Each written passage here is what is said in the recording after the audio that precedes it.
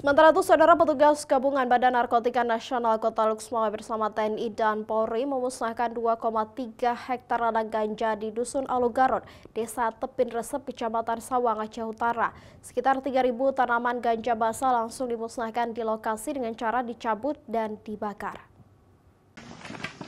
Untuk sampai di lokasi ladang ganja, petugas gabungan Badan Narkotika Nasional Kota Luxmawe, TNI dan Polri serta unsur terkait lainnya harus menempuh perjalanan sejauh 2 km dari pemukiman warga dengan kondisi perbukitan yang terjal.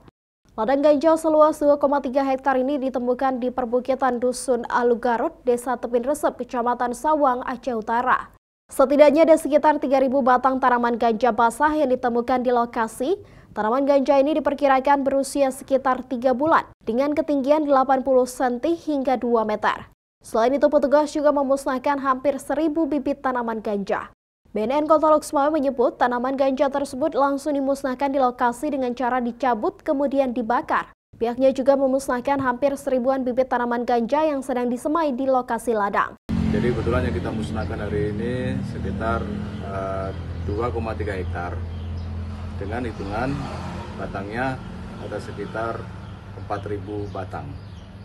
Dan juga kalau kita timbang estimasi kita dalam keadaan ganja tersebut yang kita musnahkan dalam keadaan basah karena semalam hujan, jadi itu sekitar 1,5 ton. Ya. Dan yang kita laksanakan tadi memang gabungan kita dengan mengajak stakeholder dan juga warga masyarakat sekitar di situ sama-sama kita musnahkan. Jadi ya tadi ya bervariatif. Ada yang tingginya itu sekitar 1,5 dan juga ada yang 2 meter. Jadi hitungan kita itu memang ganja itu kelihatannya mau siap panen. Usai memusnahkan ribuan tanaman ganja, petugas langsung melakukan alih fungsi lahan dengan cara menanam jagung. Dari hasil pantauan, BNN Kota Luxmawe menemukan sekitar 18 titik lokasi ladang ganja di Kecamatan Sawang, Aceh Utara. Namun demikian, pihak BNN baru memusnahkan 1 titik lokasi ladang ganja. BNN Kota Luxmawe mengimbau masyarakat agar tidak menanam tanaman terlarang itu dan menggantinya dengan tanaman produktif.